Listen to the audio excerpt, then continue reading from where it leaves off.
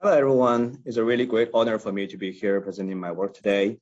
I'm Mungjia Wu from the AAII, and the topic of my presentation today is hierarchical topic tree, a hybrid model comprising network analysis and density peak search. First, I would like to introduce some research motivation of this work.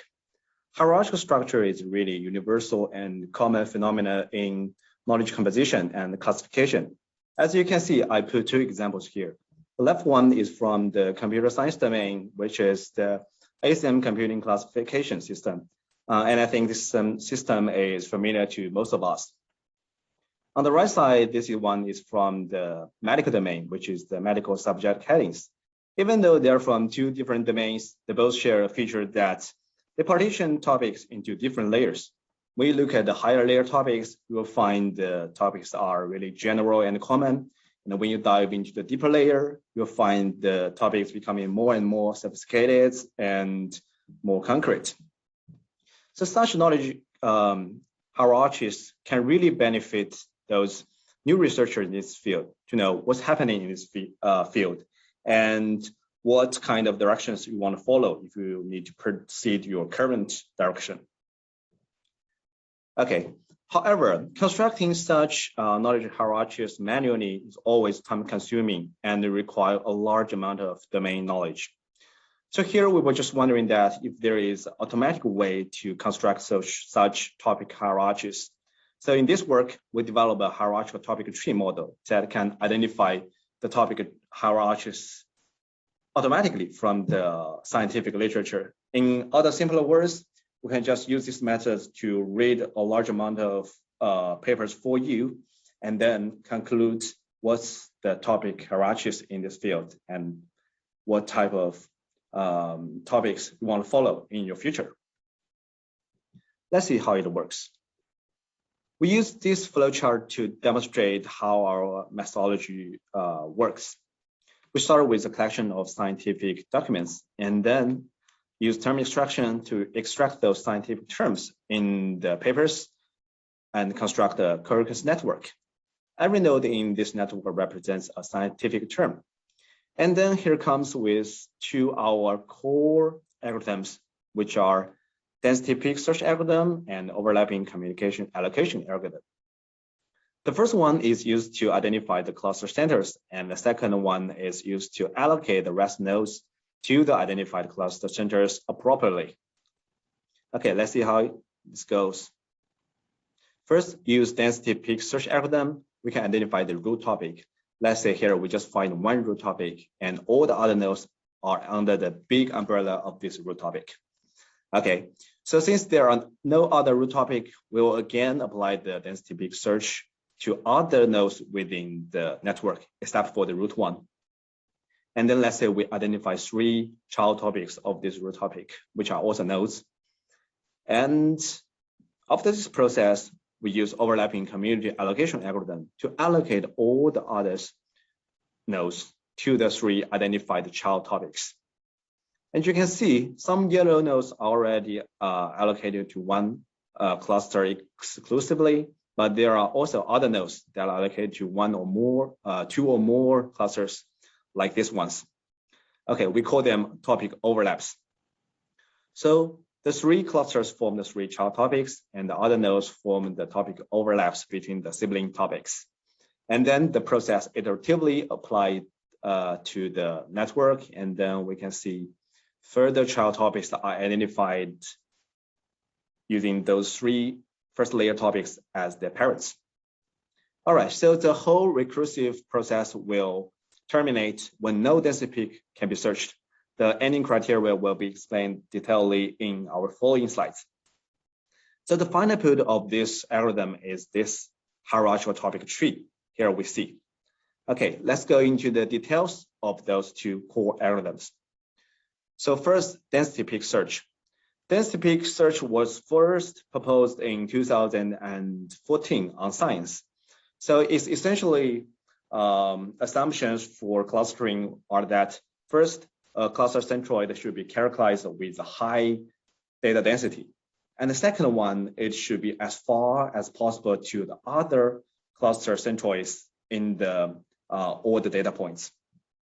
So then it used two measurements to represent to the density and distance to other nodes, and plot density versus the distance plot.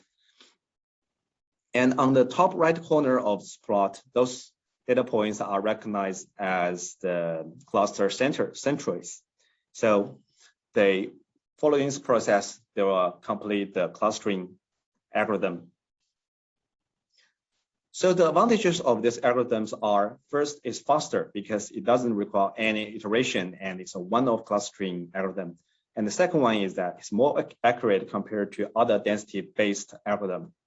However, applying this algorithm to our Hierarchical network has two major limitations. The first one is how to proxy the distance. So here in this work, we use the shortest distance of any two nodes to identify the distance, to represent the distance of those node pairs.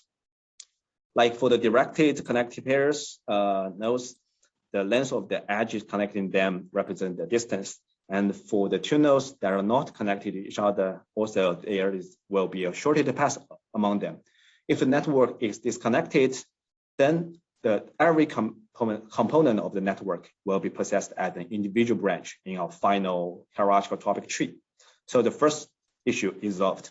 And for the second issue is that actually the original algorithm decided the number of cluster centroids by observing the rho and sigma plot, and or use other measurements to decide the cluster centroids.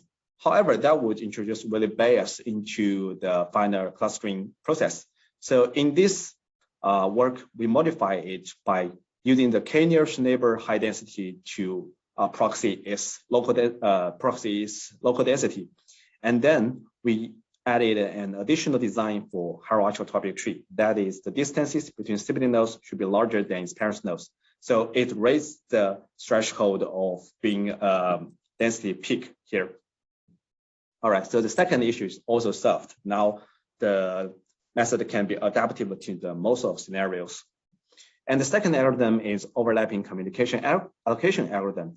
So in this algorithm, we just assign a possibility for each node belonging to each cluster. And if one node belonging to multiple clusters, possibility values are higher above the threshold, we will allocate it into multiple clusters. Like here, for the green nodes here, they are both allocated to cluster A and cluster C.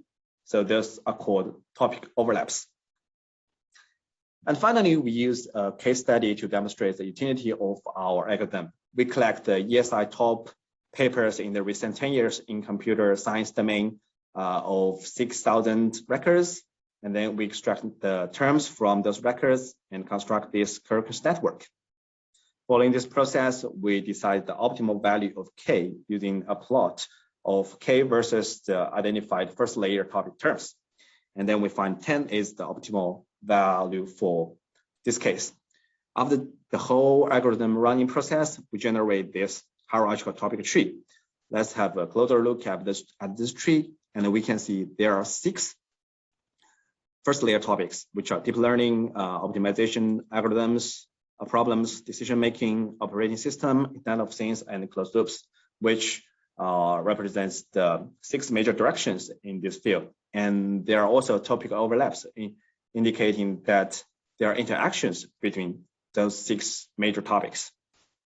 Okay, and finally, we also use 3 indicators to evaluate our algorithm. There are co-occurrence, which indicates how co-occurrent the parent topic is associated with the child topic, and also parent-child association strength, which means that the connection between the parents and child topics, how strong they are. And also the information loss index. That means how many edges we have abandoned in the whole algorithm running process. So their values are respectively 0.6, 0.8, and 6%. So for the current version, we think those values are acceptable. But there are also some limitations that from the validation point, it's a really hard thing to validate our results. And we will try to think of more elaborated ways, including quantitative and qualitative ways to validate methods.